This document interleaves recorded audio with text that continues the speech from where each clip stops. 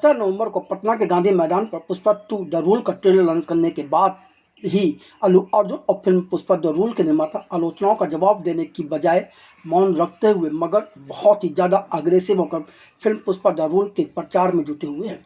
Pushpa the rule के निर्माताओं ने 5 दिसंबर तक रुकने के बजाय अभी से हर भाषा के फिल्मकारों के लिए चुनौती खड़ी करनी शुरू कर दी है। तभी तो अब 22 नवंबर को रिलीज हो रही लगभग 8 फिल्मों से टकराने के लिए 2021 में रिलीज हुए पहले भाग यानी कि फिल्म पुष्पा द राइज को रिलीज करने का ऐलान कर हर किसी को सकते में डाल दिया है। अब कई फिल्मकार चाहते हुए पीछे नहीं हट पा रहे हैं और जब पुष्पा द रूल की टीम जिस तरह से नए रिकॉर्ड बनाने के लिए व्यूह रचना कर रही है उससे बॉलीवुड ही नहीं दूसरी भाषा के लोग भी घबराए हुए हैं।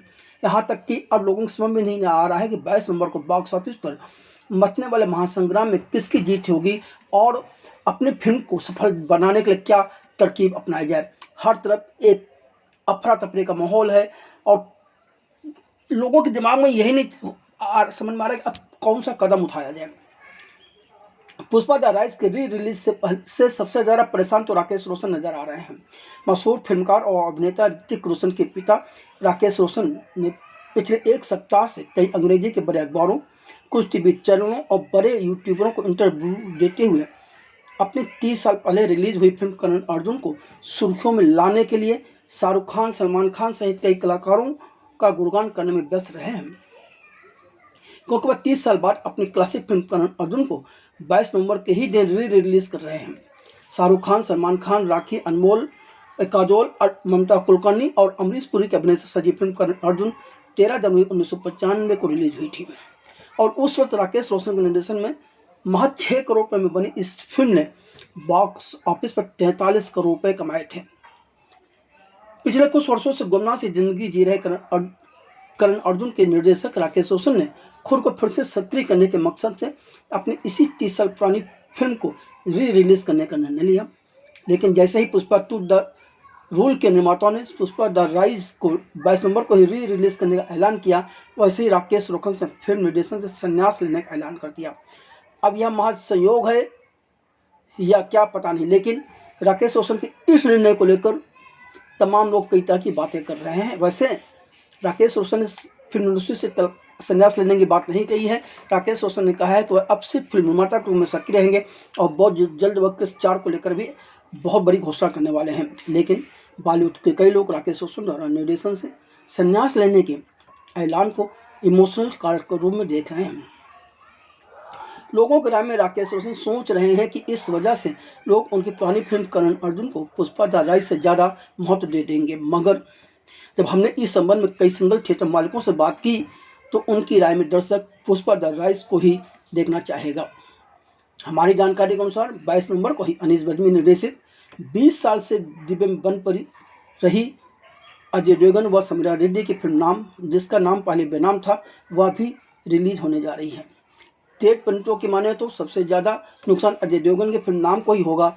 वैसे भी सिंघम अगेन की असफलता का दंश झेल रहे अजय देवगन ने नाम के प्रमोशन में कोई रुचि नहीं दिखाई है, पर नाम की असफलता का श्रेय तो अजय देवगन को ही जाएगा। वह भले ही बाद में चाहें तो सफाई देते रहें या फिल्म नाम से अपना पल्ला झाड़ने का प्रयास ही क्यों न करें। इस सच से वाकिफ अजय देवगन भी अंदर ही अंदर परेशान घूम रहे हैं, वह चाहकर भी कुछ नहीं कर सकते। 22 नवंबर को ही निर्माता रघुनाथ मोहिते पाटिल और निर्देशक तुषार विजय राव सेलार की मराठी व हिंदी द्विभाषी फिल्म धर्मरक्षक महावीर संभाजी महाराज का पहला भाग भी रिलीज होगा। यह नई फिल्म है। फिल्म की कहानी के केंद्र में संभाजी का जीवन वृत्तांत व उनकी देशभक्ति का गुणगान है। फिल्म में ठाकुर अनूप सिंह, अमिताभ खानविलकर, किशोरी साहने, प्रदीप रावत की अहम भूमिकाएं हैं।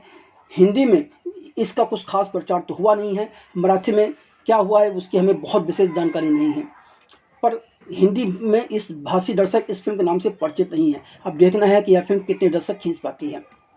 22 नवंबर को ही जयपुर की पृष्ठभूमि पर 3 महिलाओं की मित्रता, स्वतंत्रता व यात्रा की बात करने वाली मराठी भाषा की फिल्म गुलाबी भी रिलीज होगी।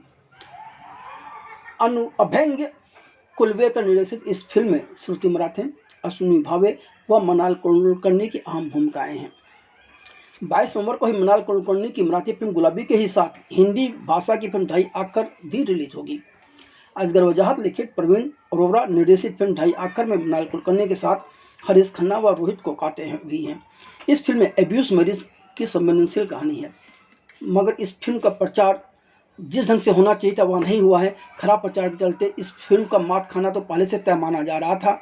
अब तो मृणाल कुलकर्णी की फिल्म ढाई आखिर को मृणाल कुलकर्णी की ही मराठी भाषा की फिल्म गुलाबी के साथ ही पुष्पा द राइज का भी मुकाबला करना पड़ेगा। देखना है कि अब दर्शक किसे कितना चुनते हैं। 22 नवंबर को ही राइजिंग सन फिल्म से निर्मित सुजीत सरकार द्वारा निर्देशित फिल्म आई वॉन्ट टू टॉक भी रिलीज होगी, जिसमें मुख्य भूमिका अभिषेक बच्चन की है। इसके अलावा कांस इंटरनेशनल फिल्म फेस्टिवल सहित कई इंटरनेशनल फिल्म फेस्टिवल में पुरस्कृत पायल कापड़िया की film all we imagine as a life भी रिलीज होगी। ऐसे में सिंघम अगेन और भूल भुलैया 3 की तो कहीं कोई गिनती ही नहीं रह जाती है। देखिए, हम ये मान सकते हैं कि पायल कापड़िया की अंग्रेजी भाषा की film all we imagine as light भले ही इंटरनेशनल लेवल पर पुरस्कृत हो, पर इसका दर्शक वर्ग बहुत काफ़ी सीमित है। तो वहीं अभिषेक बच्चन की जो फिल्म है उसका जो ट्रेलर हमने देखा है उससे भी लगता है कि उसके वह एक खास विशेष वर्ग के लिए बनाई गई फिल्म है।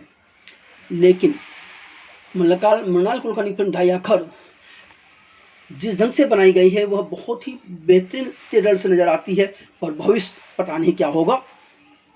22 नवंबर को बॉक्स ऑफिस पर मचने वाले इस महासंग्राम की सबसे बड़ी बात यह है कि लगभग सभी फिल्में पहले से ही 22 नवंबर को बॉक्स ऑफिस पर एक दूसरे से टकराने को तैयार थीं। सभी की अपनी अपनी स्ट्रेटजी भी बनी हुई थी, लेकिन मंगलवार की सुबह अचानक पुष्पा 2 द रूल के निर्माताओं ने अपनी पहली फिल्म पुष्पा द राइज को भी 22 नवंबर को ही रिलीज कर जो ताल ठोक दी है, इससे सभी के समीकरण गड़बड़ा गए हैं। यहाँ तक कि अब पुष्पा द राइज को एडजस्ट करने के चक्कर में हर सिनेमा घर मालिक को दूसरी फिल्म को दिए गए स्क्रीन्स यानी कि शो भी कम करने पड़ रहे हैं। बहरहाल इस महासंग्राम में कौन जीतेगा इस पर हम 22 नवंबर के बाद ही एक दूसरा वीडियो लेकर आएंगे, और तब हम आपको विस्तार से जानकारी देंगे।